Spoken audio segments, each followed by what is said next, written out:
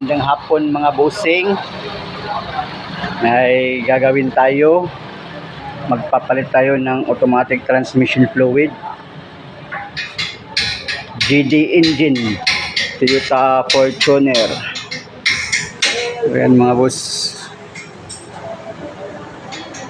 So, magpapalit tayo ng ATF.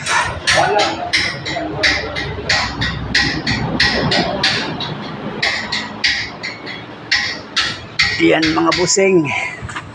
So andito tayo ngayon sa ilalim. Yan.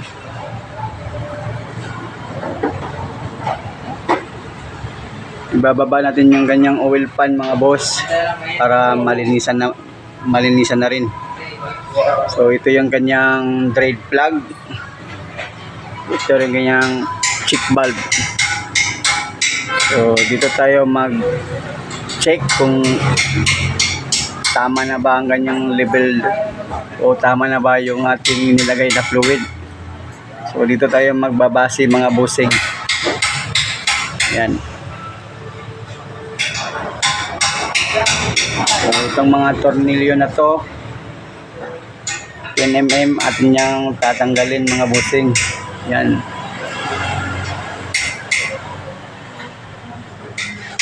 Yan mga boss, so GD engine.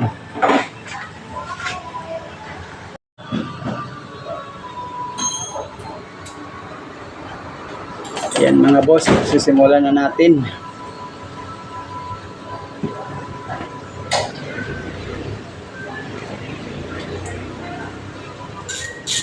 So luwagan muna natin yung ganyan check valve. Allen wrench 5mm. Ayan.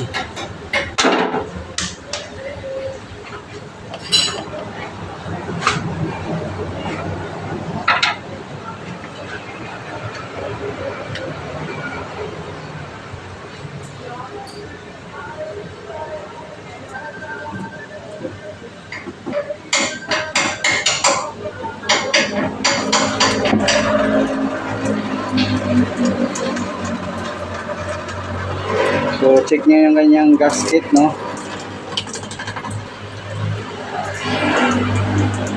Yan. May gasket siya. Tapos isunod natin yung ganyang drain plug for 14mm.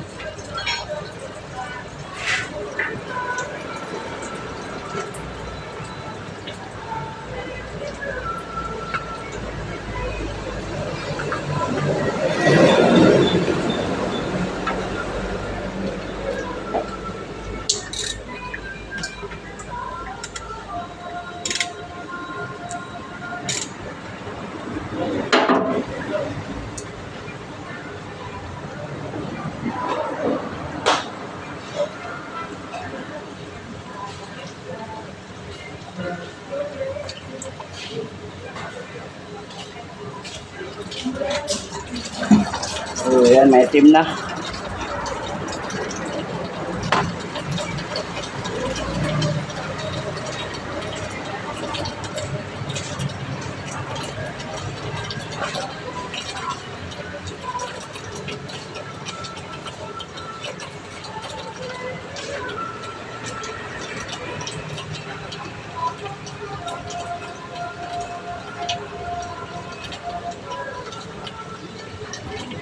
So nga pala mga bossing, no, ang fluid type niya, klase ng fluid, WS.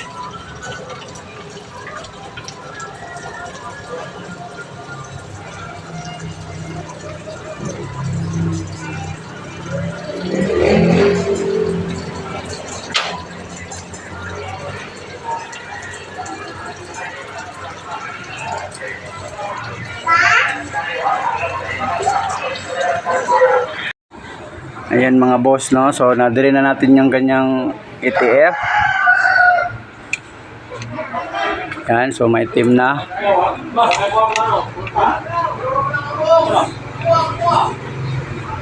So itong nakapalibot na mga tornilyo niya 10mm. So tatanggalin natin yan mga boss. Ibababa natin yung kanyang oil pan.